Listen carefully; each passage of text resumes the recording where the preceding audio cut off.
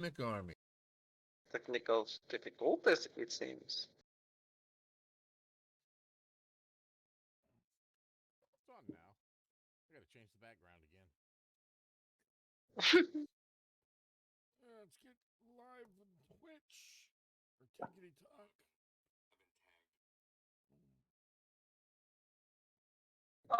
Remember the old times.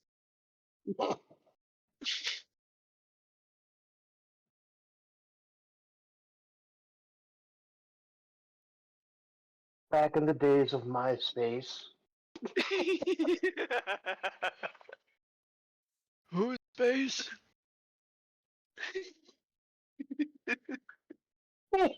Are we just the old guys from that always showed up in the background of Cowboy Muppet. Bebop? No, Cowboy Yeah. Bebop. Yeah. We built that jump gate with our own hands. We dug those trenches with our own hands. Yes, we did.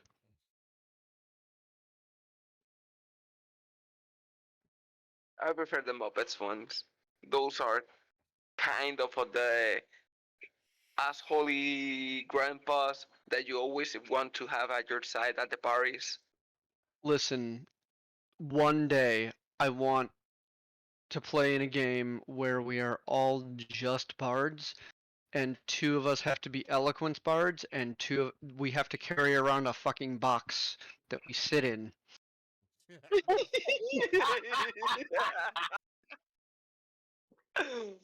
That was a Bards pathetic to be, attempt. Oh, ho, ho, ho, ho. Bards to be awesome hecklers. Just like max out vicious mockery. Ooh. Hello, Out of Print GM. All of those that are watching on the Tickety Talk. Welcome to the Pseudopod-Cast. The Pseudopod-Cast. Tonight we're going to be talking about two things. But we're going to wait a couple more minutes because I've got until the Twitch little thing catches up. So I hope everyone that's watching went to the bio and watched the video and commented on the video to win the box. The BBG.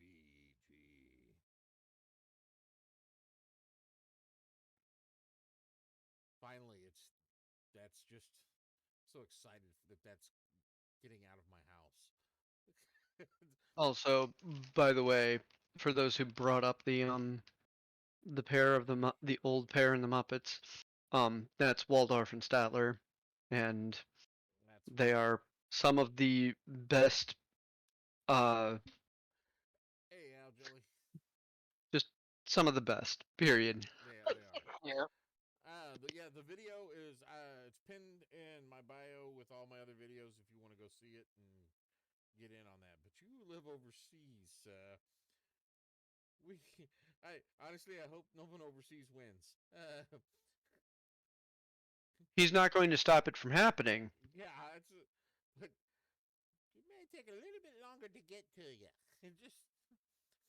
It's a little He's bit. he's just going to have to pick up another job to send it to you. Have to wait a couple more months for Patreon to pay for it to go over.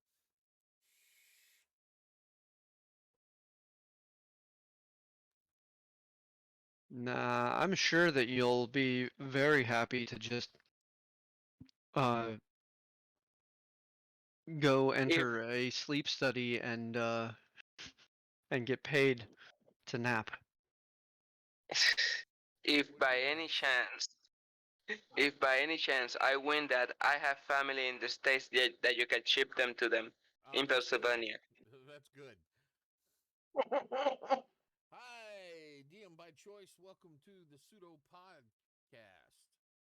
You'll notice I'm wearing headphones. That's because I have a group of individuals on our Discord channel, which you can find the link to the Discord in the bio, which I think is up here right now. And come sit in on our little podcast here. We don't see you. You have no video on Discord. That's No, so that's true. right. But I am also I do have video on Twitch. Yeah, if you're gonna complain, go to Twitch. I can But we I can cannot do talk that. on I have Twitch. more than one device. Then yeah. I've got video going. It's just not here or there. I like the podcast thing, so I'm not distracted, so I can listen and do other things. Yeah, I just wish it had a video setup. Yeah, I want that for whenever I'm hosting games here. I can show the map or something. Yeah. So, those of now we have the Twitch stream viewers. Welcome, welcome, welcome. You commented on the video on your back. All right. So let's go ahead and talk about that video real quick. I came so close to just rickrolling people again. Oh, it took a lot. It took a lot. Not to Willpower? a lot. I was hunting down different ways to rickroll people. I was like planning out to spell like everything I said would spell out never gonna give you up. Things along that nature, but I didn't do it. After I went through the video, made the video like 10 times in a row, and said, all right, finally I'm doing this. This is it. I'm done. Because I kept forgetting to mention something. But that one of the things I noticed I forgot to mention in that version of the video was how much the box is worth. And that box has got at least $200 worth of stuff in it. And that might not sound a lot, but when you're talking gaming stuff, I said at least minimum $200. And that's a lot. And that's made possible by our Patreon supporters. So the Patreon supporters actually purchased everything that goes in that box is going to one person. So that's very cool, and I hope that the next box we get more supporters so I can put more stuff in it. I need more supporters because it's a bigger box. Every time. Every time. Eventually, it's going to get to a point where it's just going to be, I'm going to rent a U-Haul truck, and we're just going to fill the U-Haul truck up with a game shop. And No, you're just going to buy a game shop. Ooh, that would be nice. Open your own game shop. Yep. Oh, Al Jelly, thank you so much. All right. So tonight's the topic for tonight is character backstories. And how to write them or how to put them out in a way that your DM will actually read them and use them. Get a double-decker bus and make it a mobile game shop. That's a really good idea. This is slowly turning into a mobile commune. Yeah, just drive around the country. The roving game store. You don't have a game store near you? We'll bring one to you. And you just post us the dates. Yeah, Ooh, the Mimic Roller Brand. The Mimic Game Store. They just keep moving. a roving mimic village. Looks like a game store, but it's really a minute. The friendly mobile game shop. So what is this? Every party I've been in, backstories were not that big deal towards the campaign. And see, they should be. Your backstories, I mean, with the type of games that we're running on our Discord channel with the Order of the Scale, adding in backstories is really hard. Because they're not necessarily cohesive games. There are a lot of like little one-shot games that are loosely tied together. The backstories mainly come in through the RP. Yeah, that's all through the RPing in the server, which I don't have a chance to get involved with as much as I would like. And Some nightmare. nightmares. The game I ran a few days ago where I put characters through nightmares, I did pull in a lot of background information. Oh, nice. I think I Yeah, surprised she some did. of them. Yes, you did. A lot. See, that's good. Mm-hmm. That's what we'd like to see in a normal game, in a normal campaign game. I always pull in backstories and my players love it. It's an important thing to me because it helps build the character. Yeah, very much so. That's where it comes in that the backstories have to be written away that we can use them. Yes. So I not. Go ahead. I enjoy a very. So many of us are familiar with crit roll. I have as a DM, I like the way that Sam, Travis, and Taliesin, they're separate versions. There's a certain amount that they write, and there's a certain amount that gets discovered at the fucking table. Yeah. Mm-hmm. A lot of the That's how I RP do it in my. that's developed during RP. For me, I've had players give me 2 pages of backstory, and I'm like, can you narrow that down into about a paragraph? You know, because And we also have people who can't string an entire sentence together for their backstory. yeah, That sounds like me. Not to mention the amount of parents that have died. a lot of Like, why? the edgy parent. My next character, well, even Thaddeus he was the runt. I think my next character that I build is going to be a perfectly fine childhood. It's Mine have no trauma whatsoever. Just The want most to go out and explore the world. the most traumatic thing will be he got the girl he asked out for high school didn't show up for the prom. So I will share my biggest pet peeve with backstories though, real quick. All right. People starting out with a level 1, but they have a backstory that matches somebody that would be like a level 10. Yes, that is a killer. I will shut down that backstory and never use it when your characters are super powered. I have one way of dealing with that. I say Oh, that they sucked at it. you want all of that? Congratulations. You are about 10 years from the maximum lifespan of your chosen race. And you did all of that in your youth. You're old now. And so here you go. This is your last hurrah. This is that. See, I would probably try something like that next time. The one thing that I did to a player before, because he did not want to change it or try to work on it a bit so I can work his backstory in more. I was like, okay, I mean, you did this, but you weren't as great as you thought you were. There you go. You have a reputation out there. Yeah. That's only your one character writing the notes from his point of view. Yeah, I love writing the notes from my point of view. From the character's point of view, it's so much fun. Because that's how they experience the world. That's why Professor Whipplebottom had a whole journal about it.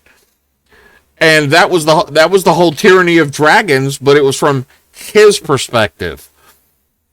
Dude, that's what we call the caravan. Yeah, it's just It's Whipplebottom's or the wonder or like whatever his thing was. You call it that. Don't quite call it Whipplebottom's, but Whipplebottom's Warehouse of Wonders.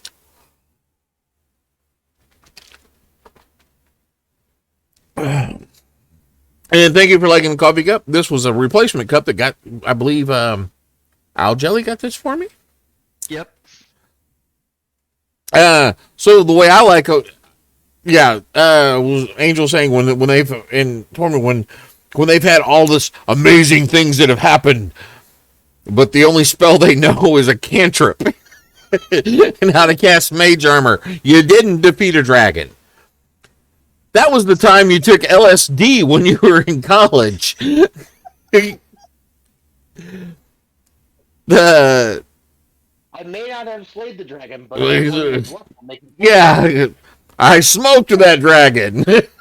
Like, I've had people say, I am the best gladiator, I did this and that. Are you sure? Yeah. 200 years ago, you were The best. There are people now. Yeah. So I like to have character backstory. At least they don't have to be like invasive. Maybe just a little bit about childhood, maybe, and just a couple of highlights in their life. Now I have made like really wild backstories. Like I am very aware. I have a set of books called Heroes of Legends, Heroes of Today, and Heroes of Tomorrow.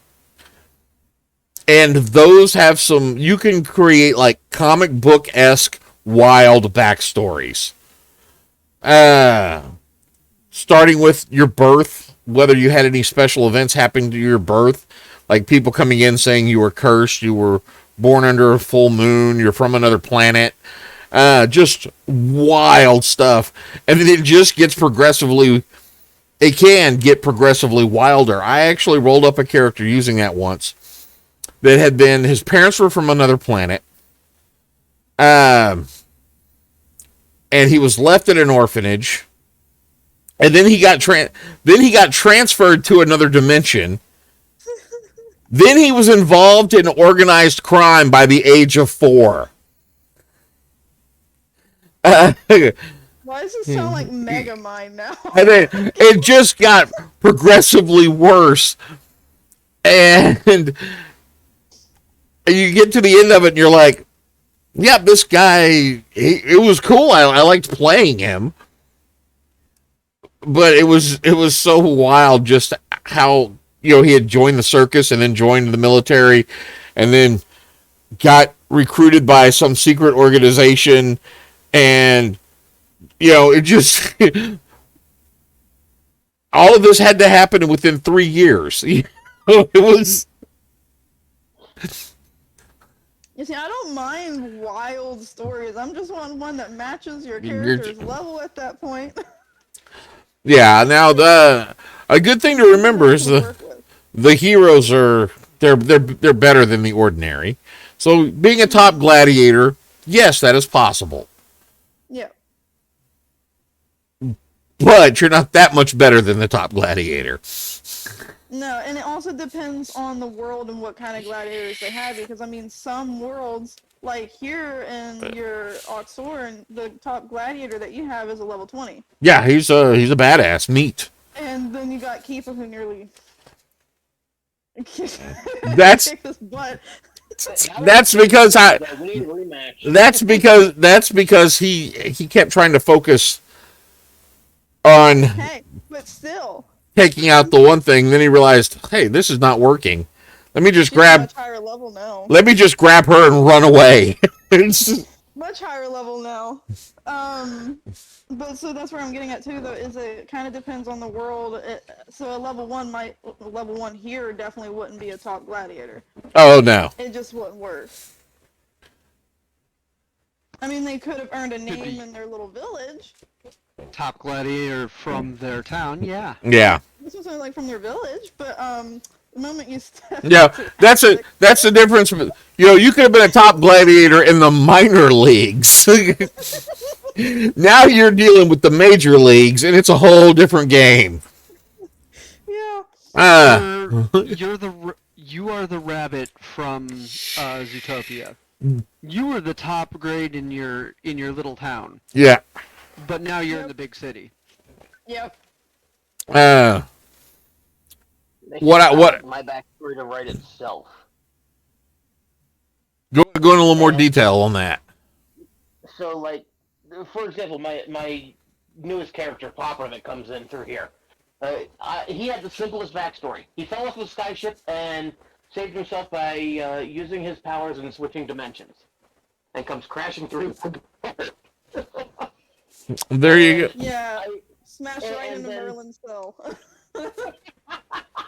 And then, like, through history checks and arcana checks and stuff like that, that's how I developed the backstory of like what he knows, what he's done, and then I let the story write his backstory. See, that's a good way of doing it. You just have a little bit of information, and then you're like, okay, here it is. See, like for Tormy's game, where I'm playing basically Captain America, I didn't give him. There wasn't a whole lot there. I gave more information as to what happened right before he ended up in that world, and then I'm playing off of that. I don't even think I gave you whether my parents are alive or not. Nope. So that could come up. However you decide to go with it, it's like, okay, your dead parents. You know, it could be. You know, however, we could decide they're dead, we could decide they're alive, we could decide I had siblings or I didn't have siblings. We're just going to let that go as the story develops. Also, just the way that particular setting goes, they don't have to be yours, but they were yours from a different time, place, dimension. Well, that's a whole different. It's a giant bag of Skittles and M&Ms and Reese's Pieces. And Reese's Pieces. And what's that one knockoff of Skittles? I don't know. No, you're talking to the guy that throws Skittles and M&Ms together. But that's a good way of doing a backstory. Don't give a super lot of details. Just give some minimum stuff and let it play out. Yeah, see, that's kind of where I usually go with mine, but the most I give is something to do with mainly like childhood. Just so there can be some sort of setup there, and then the rest of it tends to find its own way. Or even if you do want to have something dramatic, my oldest has a character in our game that he was trained by in the school of the Bardic College he is proficient in. He was trained by somebody who turned out to be, you know, a necromancer. I think it was a necromancer or a demon summoner or something. Just a generally bad individual. And he ran away from that. But that was all the information there. He didn't come up and say, oh, yeah, there's a lot of this and this and this. He just gave me just enough there that I can bring that in and we can build on that story. We can build a lot of it on there, or we can just touch on it here and there. And I've touched on it a couple of times while we've played so far. I'll point something out, too, when you're making your backstory. When you choose your profession, you choose, like, you're an alkali or you're a bounty hunter. Sometimes people choose those because of the benefits of their languages or skills or whatever they get. It's kind of nice if it fits into who you are. For example, my character grew up on a farm, was given away by his biological parents. Don't know why. I left it open for the DMs to do whatever they want with. Then he left the family farm and joined the traveling circus. That's where, and I took the former background to mimic the fact that he spent 2 years at a circus learning how to be all kinds of things, using his crossbow skill to be this cool guy that does, the fancy trick shots and all that shit. And he brought money in. That's where he learned his Elvish from an Elvish performer there. And then he got into the military part by being conscripted because they needed soldiers. So he gave up his position basically in the circus to say, look, I'm really good with a heavy crossbow. I'm really good with a crossbow. I took crossbow expert because I'm a human variant, right? I'm really, really good. I will join you and fight for you if you leave them alone. And that's how he got his background experience. And I said, and during that time, he became sergeant. He had his own little group of running around guys doing his thing. And he spent 2 years of learning it. So he had this necessary background to be a fighter, to know how to use weapons, how to be in armor, how to use what he did. But it wasn't such a point where it's like he walked out at level 10. He was still a level 1 character. But in that instance, you're not fighting every single day. You're not fighting giant monsters. And I just killed this dragon that destroyed a town. I'm fighting normal people. So it's Yep. reasonable. He's skilled, but he's not uber skilled. Yep.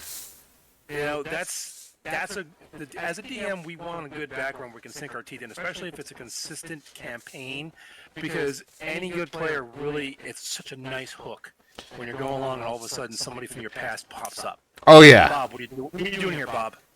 Oh, hey man, it's good to see you. It's like when Luke Skywalker comes across Biggs. Yep. And he comes across a couple of buddies that used to hang out with at Tashi's power station. You know what I mean? That was cool character development. Yeah, and that's the way it should be. You should have a little bit, but don't overdo it on your character backstories. Always leave something for the DM to add. And they don't always have to be tragic. No, they definitely don't always have to be tragic. Slow on the tragic. And they also don't have to be done way before. You could pull your DM aside and go, hey, can we talk real quick? See what bounces back and forth? Or, hey, I have absolutely nothing. Let's work an amnesia angle. And I was going to say, I have a grave cleric. His last name is Grave. His name is Marcus Grave, a pun on the grave. And his family is one of the 3 families that takes care of dead people in the city.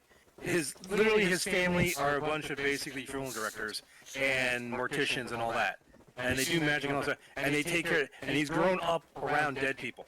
And he's come to the point now where I play him, he's like Sheldon from Big Bang Theory. He has no social skills because he's used to talking to dead people since he was a kid, and then he got picked by the god to become a grave cleric. So to him, he's more comfortable around dead people than he is live people. So he doesn't sugarcoat stuff. He says something to you, like he got asked, "Hey, can we join you?" And it was some couple OTS members, and they're higher ranking than him because he's just a guard. He goes, "Well, yeah, I can't tell you no because you're OTS, so yeah." So in a way, he was kind of like telling the truth, but also kind of like, "Why are you asking this question? This is kind of silly. You're OTS. Come on along." And it turned into a cops situation where it was a domestic which I not to get off topic, but the next game, that last Friday's game, was inspired by your cops game that I played in that night. I was like, that is beautiful. It's a cop, so they're doing a drug raid. That's nice. Which that game ended up being a freaking Gilligan. I was not. Whew. Dungeons and Dragons, where you can pull inspiration from everywhere. Well, the other thing too, I think in your situation with that is one of the reasons why it took so long is because there's so many extra tie rolls. You're gonna have a good trip or bad trip, people. Yeah, well, that was funny. I enjoyed that. That was good. That was. I had to pull most of that up on the fly because that was just like crap. I couldn't remember everything I had originally written down, and it was all gone. I do have to admit, and also too, not to get too off the subject. Sometimes people ask about party differentials.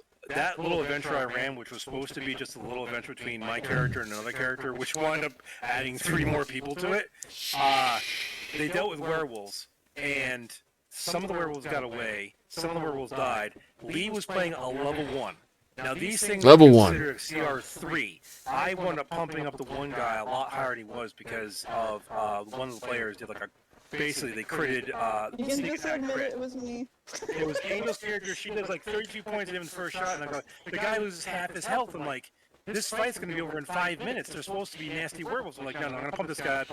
So I modify him on the spot. But Lee, balls of steel, runs in there, casts poison spray, and runs out. I'm like, you're gonna do this? He goes, yeah, I'm gonna do this. And kept pissing off the werewolves, but they couldn't run outside because everybody else was outside, but one person was inside because they went in to try and tank him. So they're like, well, we're gonna beat the living crap out of this person, and then we're gonna come out and kill you later. And he just kept popping in, hitting him, and he wound up actually killing the major bad guy as he's dying, and I'm making a death save for him, which he failed. He goes, I'm gonna spray him in the face, and instant death, 2 point, the double thing, and he killed it.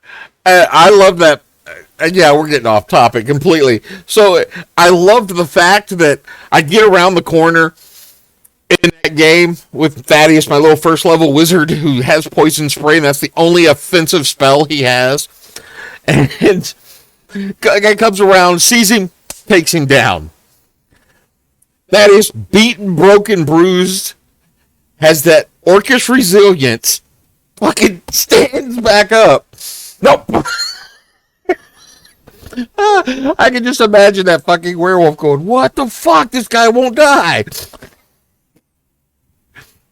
That was a lot of fun. He was quite peeved at you. Trust me. He thought he had a second one down because he knocked the fighter down. She was unconscious. And he's like, well, she ain't going to go anywhere, so I'm going to go after this punk. Because he's already popped in a couple times and shot his wife in the face, shot him in the face, and he knew that you were not that strong. I mean, he could just smell you and go, you were just fresh meat. And then they put you down, and you got back up, and he's like, what the hell is wrong with these people? It's the order. You know? Okay, so what do we got over here? Good evening, good evening, good evening. So yeah, we kind of we were talking about backstories, but we kind of got off a little bit, which is all right because, well, I've seen plenty of podcasts that have topics, but they don't last. And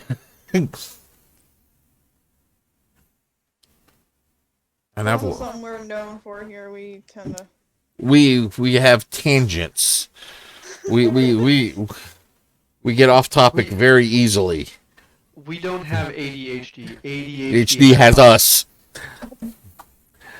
And it's really funny. I find this the part I find most humorous about all of this is the people on on TikTok here. They can't hear the other half of the conversation. So for all they know, I'm sitting here with a set of headphones on talking to myself. Hey, I'd like to point this out. How do you know we're not imaginary? I see you on the computer screen. But again, that doesn't really mean anything. We are I real. hate to admit it, I've left a lot of marks on the server, so you know. Hey, we had a lot of things when Volgar died, and we didn't remember that nothing. It became obvious after a couple of sentences. He looked distracted. Huh? Yeah. Yep. But, Those are the ones that are used way too much, the backgrounds. things that are used way too much in backgrounds. Dead parents. Dead parents. Dead parents. And I think I saw some more people have joined us on Twitch so they can hear the other half of the conversation. Hi, people. So dead parents have definitely. Alfred, welcome. You know, somebody on TikTok posted a video. Goes, I want you to think for a moment. Every character that you have ever made, that you've never been able to play. Look at all those people that died in that character's backstory for no reason. Yes. You monsters! You killed all these people for no reason. Don't forget the secret prince or princess, destined to be some great hero because yeah, always with the prophecies which can be fun in single campaign games, especially if you in that session 0 when you're talking with the DM about what you're wanting to do. It can be fun to do that.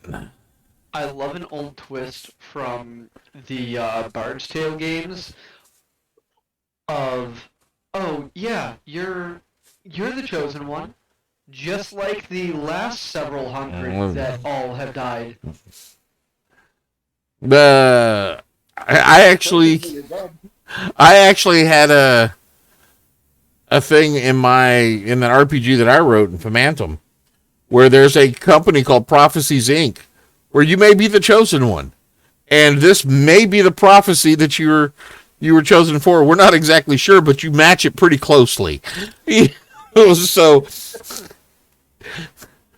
But in the last 3rd edition game I ran, or the last game I ran in the Forgotten Realms setting,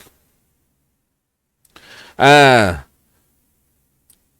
of the players was a princess who had run away from the throne. By the end of the first arc, she had gone back to reclaim her seat and all of that. And then we ran a game that took place after. Then we did the Tyranny of Dragons, and that particular player ran a character that was the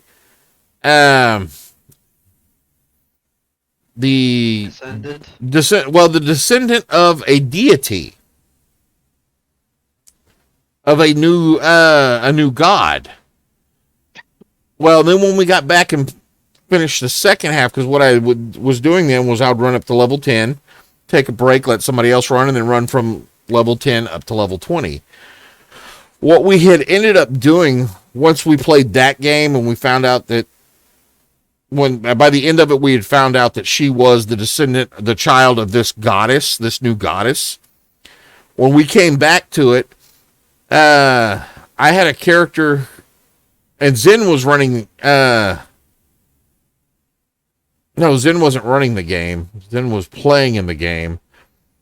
But I had a character that was always. It was a backup character just in case I needed to bring somebody in, that had been running from a cult that was trying to say that he was the consort of some goddess. Well, he had gotten into the Underdark and ended up falling in love with a drow.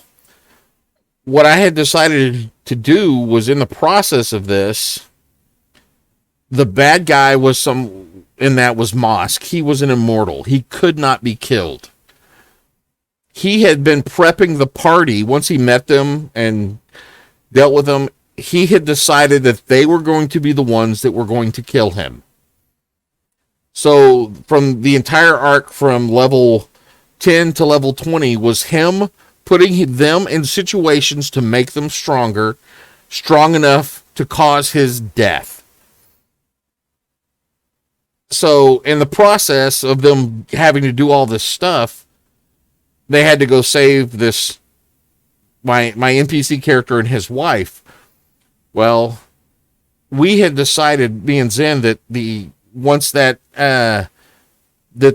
drow that he had married was going to end up becoming a new goddess, and that she was going to be the mother of because she was pregnant during this whole time. So the child that was being born was the same child that the princess player played in another campaign. Once it was all done, they said that they were so happy that they ran in 2 campaigns, and both of them revolved entirely around them. But that's a way to bring in that just a little bit of a backstory into it, and give a lot of power to a player to make history. It was a lot of fun. I'm currently playing here Merlin, which is my former character and BBEG of the server Rin. She's her daughter, and it definitely brings in some different roleplay and power and fear around her.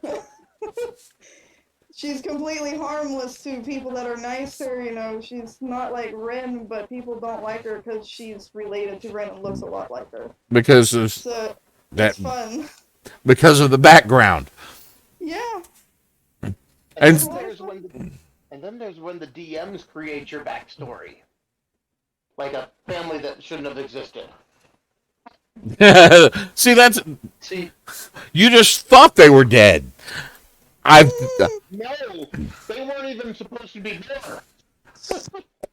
I had a player who he was playing a half-orc, and he was raised by this human paladin to hate orcs, to absolutely hate them, because he was told that the orcs had kidnapped his mother, raped her, and killed her. but in the process he had been born, so he had been raised by his grandfather to hate orcs. Well, he finally gets around and finds this orc that had supposedly raped his mother and taken her in possession, and I presented, they're all forced to sit at a table with him, and he's like, yes, I'm your father. Your mother is so and so. And he's like starting to get pissed. And then I had her come out from the background, and she's like, yeah, we decided to stay together. Your grandfather kicked me out because I fell in love with the orc. So it completely changed this character's perspective on everything. Not to say that the orc wasn't an ass. But it was fun to change that background, to tweak it a little bit, to throw the player off. So any of those little things can be changed, but don't give a lot, just a little bit. Dead parents are fine, but they may not stay dead. Oh, okay, so that's something I actually want to talk about there too. That's something that I do not allow my players' backstories, is those very, very graphic backstories. Well, that was That one. that was something we had discussed previously. Yeah, but that's something I just don't allow anymore at all. And that's also just that's a session 0 thing, which is also part of this. Yeah. Yeah, it's a major session 0 thing, and I've had people leave my table because I would not allow, especially that. But I have a huge thing against that because people like to. It's not something I would ever allow. It's. Yeah, it was just, we had discussed it. We knew, I mean, everybody that was playing with us at the time, we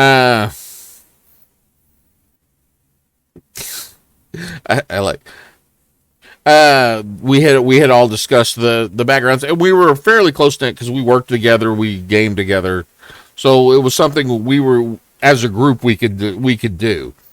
Yeah. But yeah, I wouldn't expect that at any other tables that with people I don't see. I couldn't do that with anybody on our servers. That's not the type of game we would run because we just couldn't do it. Submit a very graphic backstory that I really did not want to just open up and read because I didn't know that's what it was at first. Yeah. Luckily, they changed it, and I'm like, that is not what I wanted to open up my phone and see. Yeah, our backstories have to be, they can be tragic, just not, be careful. Yeah. Talk with your DM about your backstories. I mean, I allow a lot, but there's just certain things that I would be like, Yeah, which is understandable. There are certain topics that you just don't want at your table. Mm-hmm. I personally don't have a problem with almost any thing. Almost. There are things that I'm like, no, that's not going to happen.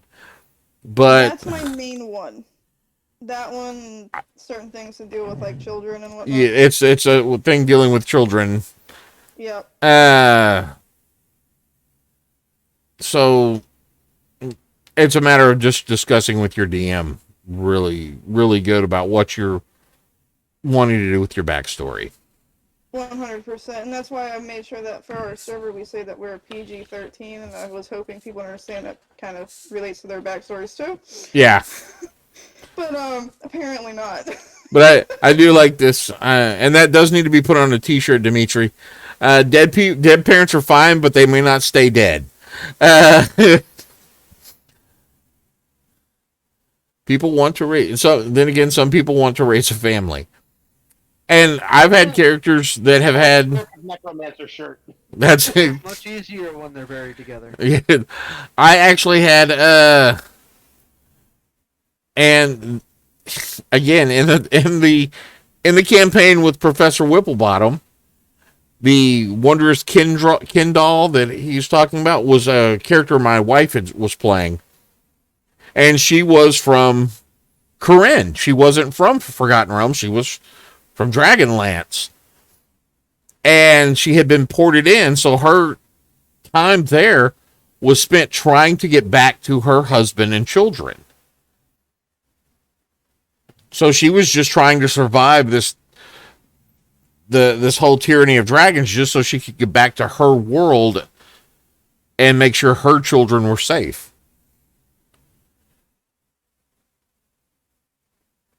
Oh, that's another bag of worms. Well, it's all depends on your DM there.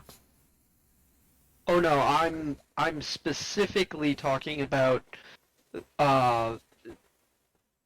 when somebody has jumped from one realm to another. Yes. Like had a lot of very specific terminology becomes very, very important to know what you're doing or what's going on, because somebody who comes in and hears Tyranny of Dragons might think one thing when you're talking about something completely different. Yep. That is true. We've had quite a bit of chaos erupt here on the server whenever people were role playing and they were role playing that they were from a different, No. Yeah. I believe Magnus caused some at one point when he talked about Eberron. Yeah, you were talking to a specific player, yep. And he was like, well, Magnus didn't go there from the time that guy had left. So, well, Magnus, that was like 100 years ago. What are you talking about?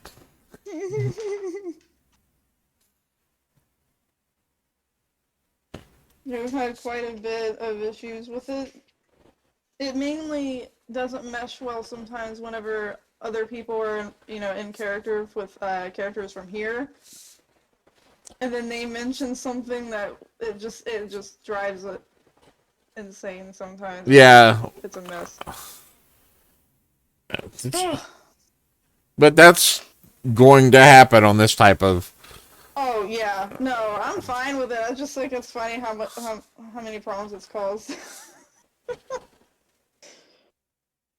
Yeah, player to player. I think that's funny. What do you mean? Yeah, they're all dead. No, what do you mean they're all dead? I was just there last week.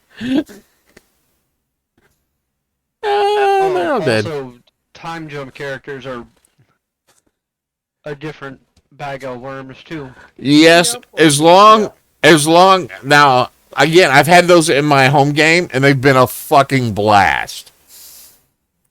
But I couldn't do time. We couldn't do time jump characters on the server. Nope. No way. Not with everything going on. I would lose my mind trying to keep track of everybody. Yeah, I had a guy because, as y'all are aware, that most people that have played in this, they know I'm destroying the world in 200 years. Mm-hmm. That is something I've said from day one, that the world is going to be destroyed in 200 years, and then it'll slowly get rebuilt, and we'll start 500,000 years afterwards, or good distance afterwards. So in the home game, we had somebody who was from that future world, from the Citadel, and they were an actor. So when they came, they got time jumped back. They thought they were on doing some really weird VR acting, and he played it perfectly. What do you mean this? Wait, what's my line? And oh, I'm supposed to be improv. Okay, where it's an improv group. Got it now. And he played it just like that.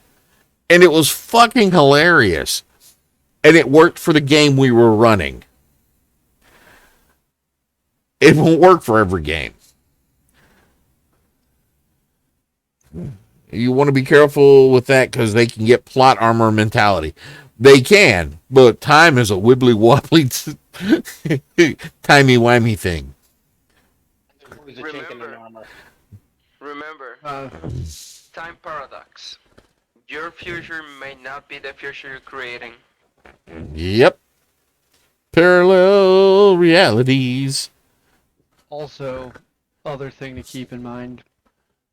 Plot armor only works as long as the storyteller allows it. That's true. But I have And plot just armor. because you survive it doesn't mean you want to. It's plot armor only works until the DM is done with your shit. That's what it boils down to. Plot armor is what saved us on last Thursday. Oh, you can't die? Well, I think you can. Watch. No, I said plot armor is what saved us.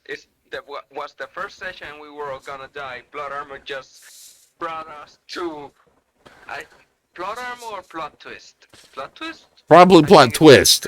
Yeah, plot twist. Plot twist. Two that can save you. Was I've had a character that was not well. I've run a game where there was some time traveling things going on, and they had done something in the future, which now that they'd gone into the past, they couldn't have done. Well, in the past, the character died, but I didn't change the timeline. They're like, "What the hell's going on?" Well, they eventually found out that the person that they had been talking to in the future was actually a doppelganger who had taken the place of the guy that had died in the past. So just because you think you have that armor, we can remove it and put it on someone else. Dun, dun, dun. All right. Sorry, I was watching the Croods yesterday. That is, I think, where we're going to go ahead and call it tonight, or at least for the main topic stuff. I just want to remind you, if you have not done so yet, make sure you head over to the Bayou. You can find that video pinned, and you can sign up, comment on that video to be entered to win the BBEG, the Big Box Extreme giveaway. Those of you on Twitch, you'll have to go to TikTok, hunt me down on TikTok, and find that comment, because we're giving away that box. And I want to thank every one of our Patreon supporters for being a supporter, because y'all are the reason that we are able to do the big box giveaway. So thank all of y'all for your support. We really do appreciate it. It allows us to do really fun things. That's all for tonight. I want to thank y'all for being here, and we will discuss what are we going to discuss next week. I guess next week we'll spend time discussing the winner and what's going in the new box, because we're already getting close to adding something to the new box. It's adding up quick. Thank y'all for coming out and hanging out with us. Until next time, go forth and roll some dice. Y'all have a good night. Night. Good night.